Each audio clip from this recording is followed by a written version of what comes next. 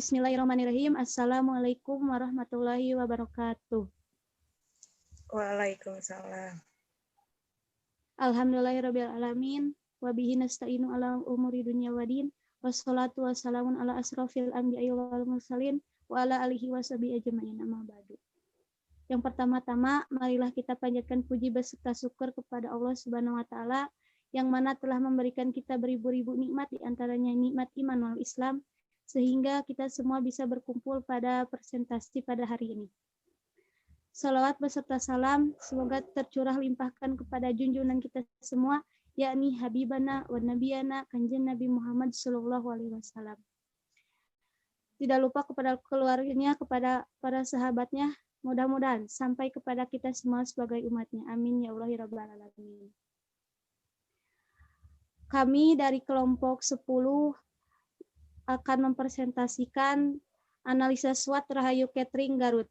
Kami dari kelompok 10, saya sendiri Nurul Hatimah sebagai moderator, pemateri 1 Siti Nurulani, pemateri 2 Rahma Mutia Tambaila, dan pemateri 3 Sayyidina Ali Muhammad. Baik, untuk mempersingkat waktu, marilah kita kepada pemateri 1. Silahkan Siti Nurulani, waktu dan tempat kami persilahkan. Terima kasih kepada Nurul Hatimah sebagai moderator telah memberikan kesempatan bagi saya. Di sini saya akan menjelaskan tentang profil usaha mikro kecil menengah yang telah kami observasi.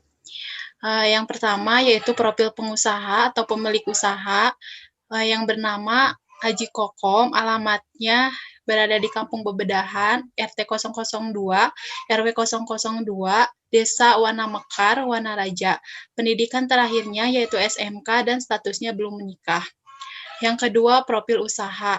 Jenis usahanya yaitu catering, nama usaha Rahayu Catering Garut, alamat usaha Kampung Bebedahan, Desa Wana Mekar, Kecamatan Wanaraja, tahun berdiri tahun 1990, dan lama usahanya 30 tahun. Rahayu Catering Garut adalah usaha rumahan yang bergerak dalam bidang jasa boga, khususnya catering, yang telah berdiri sejak 1990 yang menyajikan berbagai pilihan menu.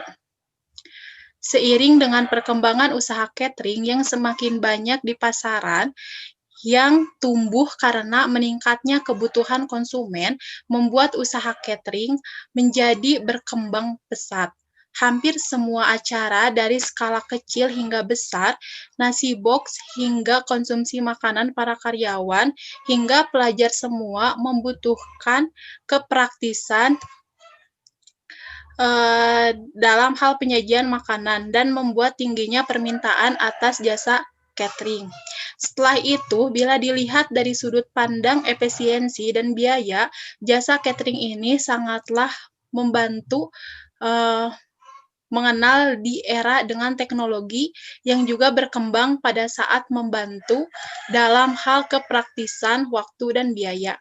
Maka, dengan melihat peluang tersebut, Rahayu Catering Garut hadir untuk membantu konsumen, khususnya para pengguna jasa boga catering rumahan. Usaha ini diproduksi dan berpusat di Kota Garut, serta dapat tersedia dalam pengemasan online. Banyak manfaat dan tujuan didirikannya usaha catering ini, baik bagi diri sendiri maupun masyarakat sekitar. Bagi pemiliknya sendiri, usahanya ini untuk memenuhi kebutuhan keluarganya dan usaha mandiri.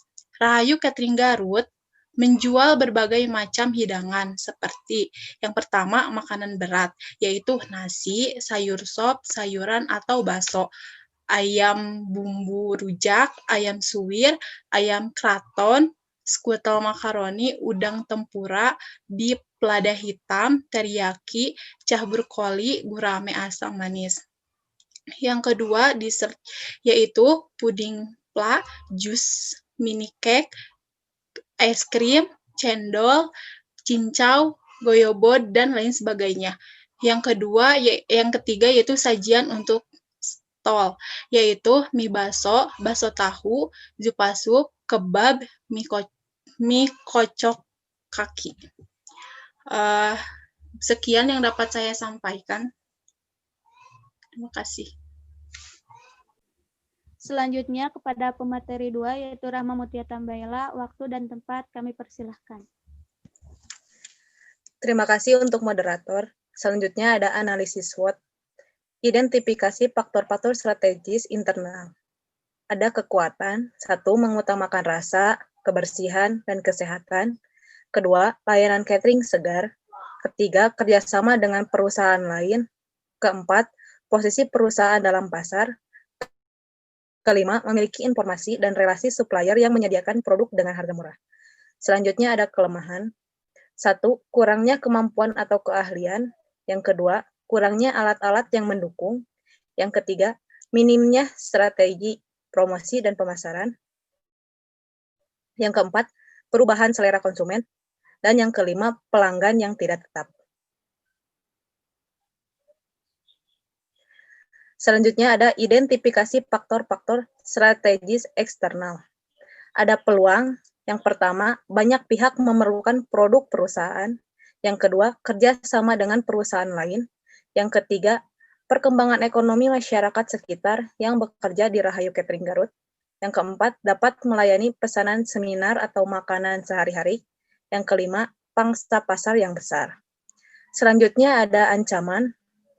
Yang ke-1, munculnya perusahaan baru yang lebih berinovasi. Yang kedua, pesaing yang memperkenalkan produk baru. Yang ketiga, masuknya kompetitor baru. Yang keempat, kenaikan harga barang baku yang tidak menentu. Yang kelima, produk harga pesaing jauh lebih murah. Selanjutnya ada tabel matrik profil kompetitor. Di dalam tabel matrik profil kompetitor, terdapat faktor strategis, antara lain ada harga, produk, promosi, lokasi, sumber daya manusia, proses, lingkungan fisik, dan kekuatan keuangan. Catatan untuk bobot diperoleh untuk mengisi bobot adalah 0,00 sampai dengan 1,00. Dan untuk mengisi kolom rating, 1 sama dengan sangat lemah, 2 sama dengan sedikit lemah, 3 sama dengan sedikit kuat, 4 sama dengan sangat kuat. Lalu untuk mengisi skor bobot skor, bobot dikali rating. Di dalam tabel matrik profil kompetitor, Rahayu Catering memiliki bobot yaitu 4,3, lalu ratingnya berjumlah 23, bobot skornya 13,5, lalu ada pesaing 1 dan pesaing 2. Pesaing 1 yaitu Amanah Catering Garut, pesaing 2 yaitu Nai Catering Garut. Amanah Catering Garut memiliki rating yaitu sampai 29 rating, lalu bobot skornya 15,6. Selanjutnya ada pesaing 2 yaitu Nai Catering Garut, rating mencapai 32 dan bobot skor mencapai 17,2.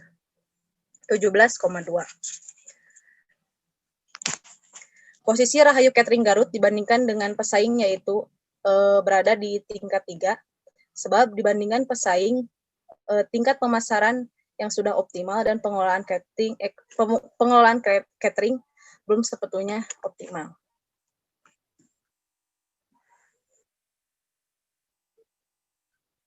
Selanjutnya ada IPAS, yaitu Internal Factor Analysis Strategy. Di dalam IPAS, Internal Factor Analysis Strategy, menyantumkan ada kekuatan dan kelemahan.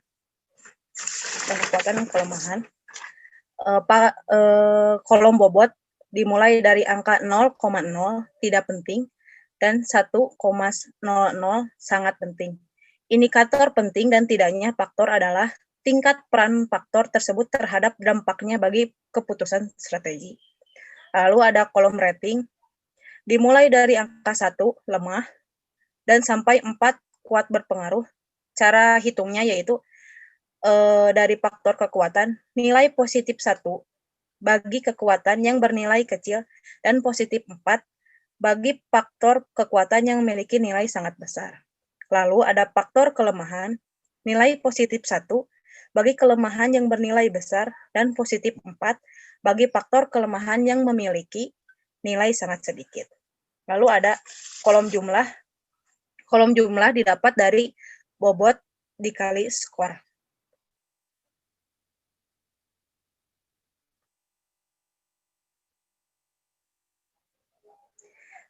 Dilihat dari tabel EPAS, eksternal faktor analisis strategi, sama seperti IPAS, dalam faktor-faktor strategis, peluang dan ancaman, total bobot yang diperoleh dari peluang yaitu 5, dan rating yang diperoleh adalah 16. Lalu jumlahnya adalah 16. Lalu ada jumlah ancaman, bobot ancaman yaitu 5, rating ancaman yaitu 9, dan jumlah ancaman yaitu 9. Lalu total jumlahnya, bobot dari peluang dan bobot dari ancaman yaitu jadi 10, rating dari keduanya yaitu jadi 25, dan jumlah dari keduanya yaitu 25.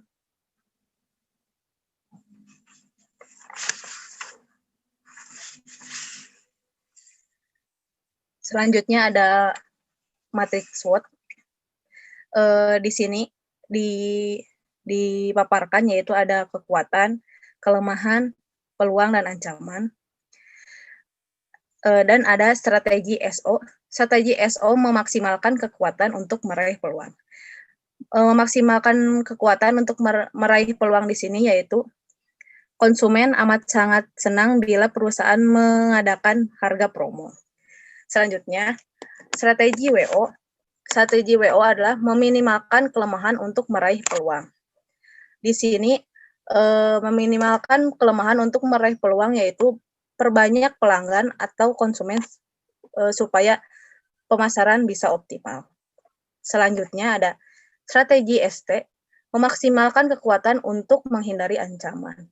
Memaksimalkan kekuatan untuk menghindari ancaman di sini yaitu mempertahankan relasi supplier yang menyediakan produk dengan harga murah. Selanjutnya ada strategi WP, yaitu memaksimalkan kelemahan, menghindari ancaman. Meminimalkan kelemahan dan menghindari ancaman di sini yaitu menambah mutu sumber daya manusia supaya pengelolaan berjalan optimal dan konsumen tetap menjadi pelanggan.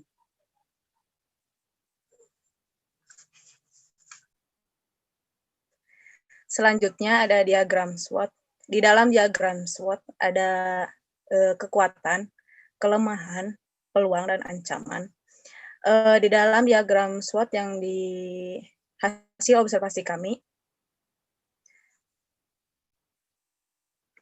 titik koordinatnya terletak pada 4,75 dan 3,5. Penjelasan kuadran dalam diagram SWOT yaitu 1, kuadran 1 agresif, situasi yang sangat menguntungkan. Yang kedua, strategi yang harus diterapkan dalam kondisi ini adalah mendukung kebijakan pertumbuhan yang agresif, ataupun dengan rekomendasi strategi progresif.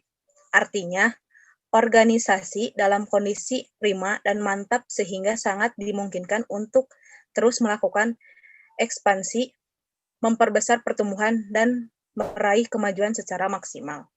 Lalu yang kedua ada kuadran 2, diversifikasi. 1, menghadapi berbagai ancaman, namun masih memiliki kekuatan dari segi internal. Yang kedua, posisi ini menandakan sebuah perusahaan yang kuat, namun menghadapi tantangan yang lebih besar. Lalu ada kuadran 3, defensif, yaitu menghadapi peluang pasar yang sangat besar, tetapi di lain pihak, perusahaan menghadapi beberapa kendala atau kelemahan internal. Selanjutnya ada kuadran 4, turnaround atau pembenahan. Fokus strategi adalah strategi bertahan, artinya kondisi internal perusahaan berada pada pilihan dilematis. Diagram SWOT pada Rahayu Catering Garut terletak pada titik koordinat pada kuadran 1 yaitu agresif antara 3,5 dan 4,75.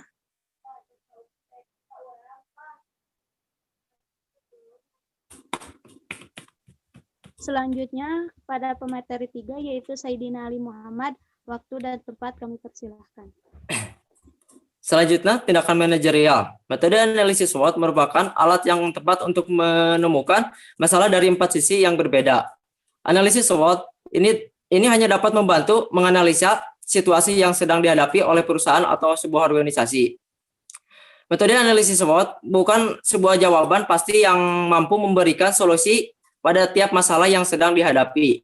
Namun minimal akan memecahkan persoalan yang ada dengan mengurainya menjadi bagian-bagian kecil yang akan sederhana. Analisis SWOT sudah dianggap sebagai metode analisis untuk mendeskripsikan sebuah perusahaan yang paling dasar. Melalui analisis SWOT dapat menjadi bahan untuk membuat perencanaan strategis dan mencapai tujuan perusahaan secara lebih sistematis. Analisis yang diterapkan dengan baik dan dijalankan dengan benar dalam sebuah perusahaan akan sangat membantu untuk melihat sisi perusahaan yang selama ini tidak terlihat. Tanpa melakukan analisa, bisa jadi bisnis dibangun tidak berjalan secara efisien dan efektif. Terlihat dari Teting Rahayu, titik koordinat terletak di kuadrat 1 SO, agresif, yaitu artinya wisata tersebut berada di situasi yang sangat menguntungkan dan kawasan tersebut dalam kondisi prima sehingga sangat diuntungkan untuk terus melakukan ekspansi. Selanjutnya ada langkah-langkah penerapan strategi pemasaran. Yang pertama ada segmen pasar. Segmen pasar merupakan tindakan membagi pasar menjadi kelompok pembeli berdasarkan perbedaan seperti kebutuhan, karakteristik, dan atau perilaku yang berbeda mungkin memerlukan produk dan bauran pemasaran yang terpisah. Yang kedua, penerapan target pasar merupakan proses evaluasi daya tarik dari masing-masing segmen pasar. Pertama ada memilih satu atau lebih segmen yang akan dilayani. Kemudian penerapan sasaran pasar yang terdiri dari merancang strategis untuk membangun hubungan. Dengan pelanggan yang tepat, sebuah perusahaan yang benar mungkin memutuskan untuk menawarkan ragam produk yang tetap dalam melayani seluruh segmen pasarnya. Namun juga dapat berbeda perusahaan yang memasuki pasar baru dengan melayani segmen tunggal. Dan jika terbukti berhasil, mereka baru menambahkan segmen. Yang ketiga, diferensiasi dan posisi pasar. Perusahaan harus memutuskan bagaimana mendiferensiasikan penawaran pasar untuk setiap segmen, sasaran, dan posisi apa yang ingin diterapkannya dalam sebuah segmen tersebut. Posisi produk adalah tempat yang menduduki produk relatif terhadap pesaing dalam pikiran konsumen.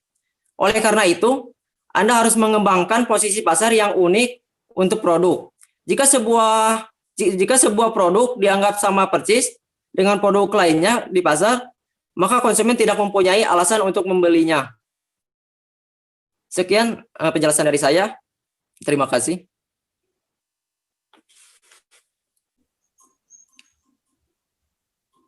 Baik, ini adalah kondisi dari dapur Rahayu Catering. Ini kondisinya. Dan ini kondisi dari gudang dari Rahayu Catering.